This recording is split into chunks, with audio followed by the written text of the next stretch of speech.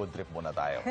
Gutom matapos mamasyal, don't worry dahil bukod sa affordable, mabubusog ka rin sa mga pagkain makikita sa iba't ibang parte ng Maynila.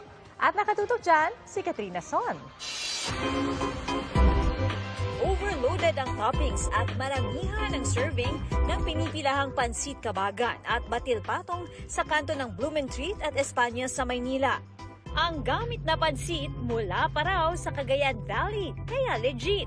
Talagang di po namin tinitipid sa mga toppings, tsaka yung luto po namin talagang masarap po talaga. Masarap po, tsaka sulit po, tsaka nakakabusog po.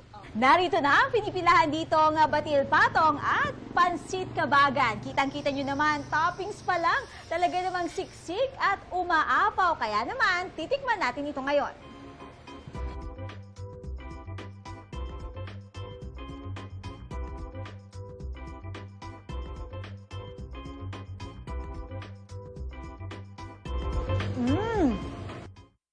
Napakalasa.